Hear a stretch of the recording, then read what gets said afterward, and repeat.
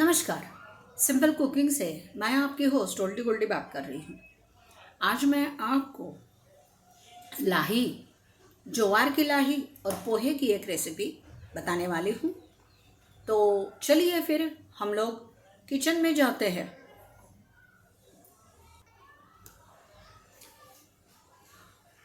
लाही पोहे की रेसिपी बनाने के लिए सबसे पहले मैंने ये पोहा लिया।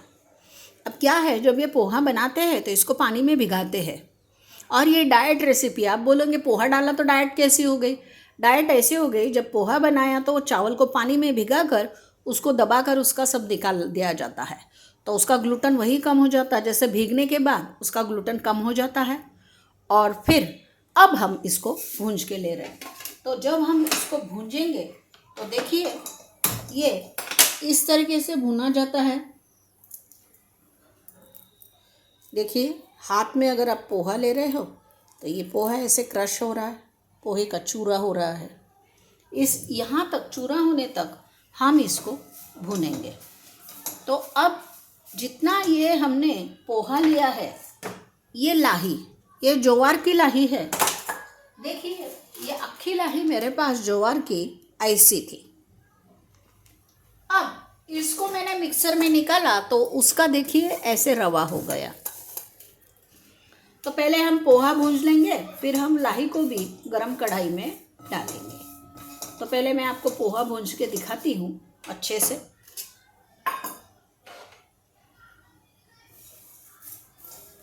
और फिर जब पोहा भूंज जाएगा तो हम लाही को भी उस कढ़ाई में डालकर, गरम कढ़ाई में डालकर अच्छे से घुमा लेंगे। बाद में मैं इसे थाली में निकाल लूँगी और फिर इसका क्या करना है वो मैं आपको बताऊंगी। पहले तो हम पोहा ही हमें भूंजना है, ज़्यादा टाइम नहीं लगता है, पोहा कम भी है तो एक प्लेट इससे बन जाती है। बस उतना ही हमें बनाना है। एक प्लेट रेसिपी हमें बनानी है क्योंकि मुझे ये डाइट रेसिपी बतानी है। जिम में जाने वाले जो बच्चे हैं वो भी इसे खा सकते हैं, पैकेट में अपने साथ जिम पे ले जा सकते हैं। जब उनका सब हो जाएगा तो वो अच्छे से इसे खा सकते हैं। जैसे ये खाया तो 1-2 घंटे तो भूख लगने से रही, बाद में उन्हें क्या लेना है वो उनका सब ले सकते हैं। तो अब देखिए ये पोहा नियर अबाउट भूंजने को आ गया है। अगर इसका चूरा होता है, देखिए हो रहा है चूरा, तो इसका मतलब है हमारा पोहा भूंजकर तैयार हो गया। अब देखिए ये फ्लैटन राइस यानी पूरा का पूरा आयरन बन गया है अभी, यानी लोहा, जिसकी हमारे शरीर को मजबूत के लिए बहुत ज़रूरत रहती है। तो बाल भी काले रहते हैं, जितना आयरन आप खाओगे उतने आपके बाल काले रहते हैं। आयरन तो बहुत चीज़ों में होता है, ऐसा नहीं है पोहे में है, लेकिन मैंने अभी इस पोहे का ग्लूटन जितना कम कर सकती हूँ उतना किया। देखो इतना मेरे हाथ पे चूरा हो रहा है, यानी हमारा पोहा सिक कर तैयार हो गया। तो अब हम इस पोहे को थाली में निकाल लेते हैं।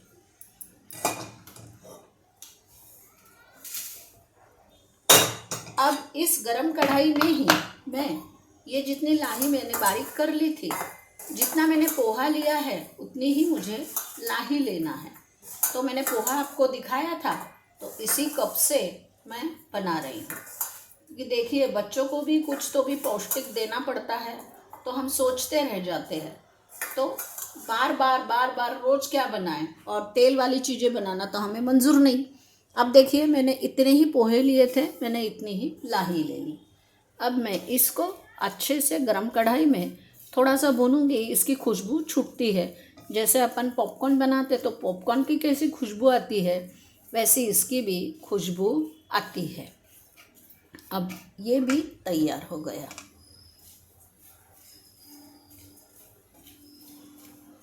तो अब हमने क्या किया है, ये ग्लूटन फ्री लाही भी ली, ज्वार की। ज्वार तो वैसे ही ग्लूटन फ्री रहती है, और पोहे में से हमें जितना ग्लूटन कम कर सकते थे हमने उतना ग्लूटन कम कर दिया है, बराबर।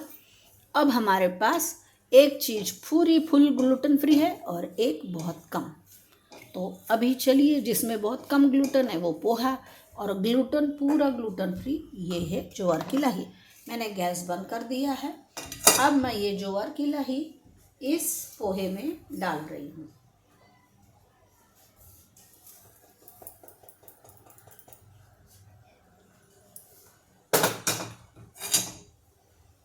अब मैं आपको दिखाती हूँ इस थाली में मैं क्या करने वाली हूँ। ये देखिए, ये रेसिपी मुझे बनानी थी। आप इसे भेल भी नहीं बोल सकते, चूड़ा भी नहीं बोल सकते, मुझे सिर्फ एक प्लेट बनाना है। तो ये मटेरियल मेरे पास ज़्यादा हो गया, तो मैं इसे थोड़ा कम कर देती हूँ।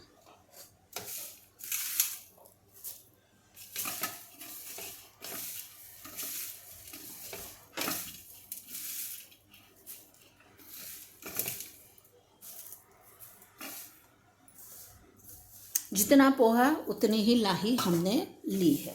अब देखिए, ये हमारा मटेरियल तैयार हो गया।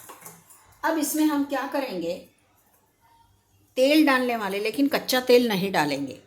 ये जो मेरे पास आम का मीठा अचार था वो मैं इसमें डाल रही हूँ।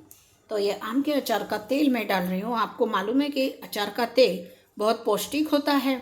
इसमें हम राई की दाल डालते हैं, हींग डालते हैं, मेथी डालते हैं। तो ये जो तेल है ये बहुत पौष्टिक होता है। तो अब मैंने तेल डाल दिया। मैंने सूखी भेल की रेसिपी डाली थी, उसमें मैंने ये भेल का मसाला बनाया था, तो ये मैं इसके ऊपर छिड़क रही हूँ। ये जो भेल का मसाला है, इसमें सूखी हरी मिर्च, सूखा हरा धनिया, सूखा पुदीना, काला नमक, मैंने आम का आमचूर बना के रखा था घर में ही, सूखा आम सुखा कर, वो आमचूर, और नींबू सत्व, थोड़ी सी शक्कर, ये चीज़ें सब मैंने डाली है।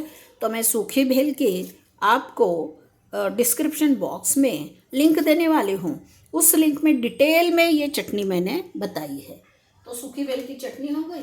अब हम ये थोड़ा सा, ये जो फुटाना है, जो फुल प्रोटीन है, वो हम इसमें 1-2 डाल देंगे। ज़्यादा हमें कुछ करना नहीं है। अगर बूढ़े बाढ़े हैं तो मत डालिए। ये सिंगदाना मैंने भूंज के रखा था, ये भी मैं थोड़ा सा इसमें डालूंगी। अब हमारे पास एक चीज़ जो है वो ये है, ये देखिए, इसे हम मेथकूट बोलते हैं। ये बहुत पौष्टिक होता है। बहुत सारे अनाज भूंज कर और मेथी, हींग, हल्दी डालकर इसे बनाया जाता है। तो ये मेथकूट मैं इसमें डाल रही हूँ। मेथकूट बाज़ार में मिलता है, कहीं भी मिलता है। थोड़ी सी हरी मिर्च, बच्चे हैं तो हरी मिर्च मत डालिए, बड़े हैं तो खा सकते तो डाल दीजिए। बस हरी मिर्च डाल दी। अब मैं इसको हाथ से ही मिक्स करूँगी। जैसे हम भेल हाथ से मिक्स करते हैं वैसे ही हम इसको मिक्स करेंगे, क्योंकि आप चमचे से मिक्स करोगे तो वो मज़ा नहीं आएगा। अचार का तेल, मिर्ची, ये सब एक दूसरे में मिल जाना चाहिए। मिर्ची भी मैंने बहुत थोड़ी डाली है। अब देखिए, हम इसमें मैंने नमक नहीं डाला है क्योंकि अचार में ही नमक था। अचार में ही मेरा मीठा अचार था तो मैंने गुड़ डाल के बनाया था। तो नमक और शक्कर या मिठास बोलो इसमें है। अब मैं इसको थोड़ा सा टेस्ट करती हूँ।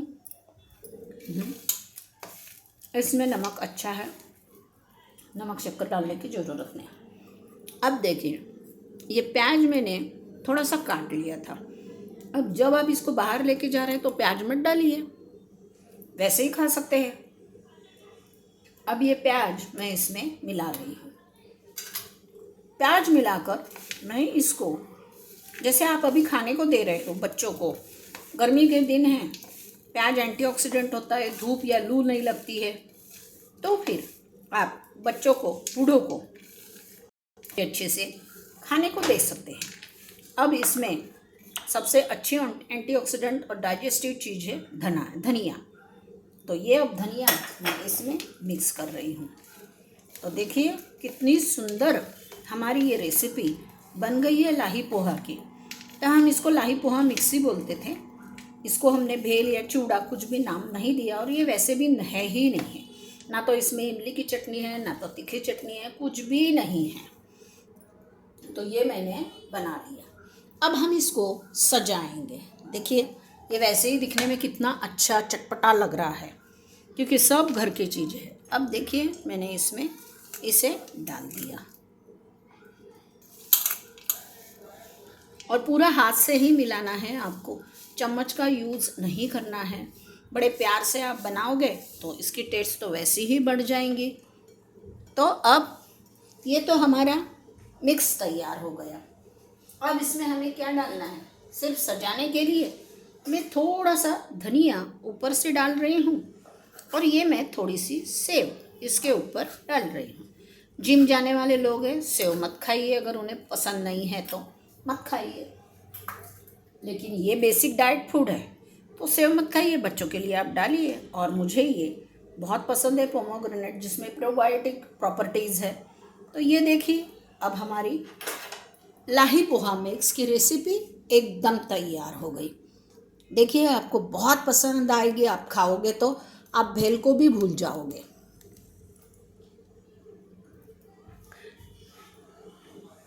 मैं अब आपको सामने से ये दिखाती हूँ, दिख रहा है तो ठीक है। देखिए कितना सुंदर लग रहा है, पूरी लाही और बाकी कुछ भी नहीं है। अगर आपको ये रेसिपी पसंद आई है, जिसमें कुछ भी नहीं करना पड़ा, ना कुछ उबालना पड़ा, ना कुछ हमको तड़का देना पड़ा, सब चीज़ें घर में थी। हाँ, मेथकूट जो है वो आपको बाहर से मिल जाएगा। कोई भी मॉल में जाओ और वहाँ मराठी मसाले देखो, आपको मेथकूट मिल जाएगा।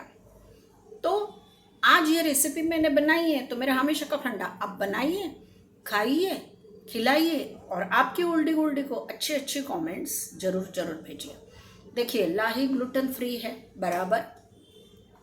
पोहा का ग्लूटेन हमने जितना हो सके उतना निकाल दिया, तो बिल्कुल उसमें 20% 10% बचा होगा, उतना ही है।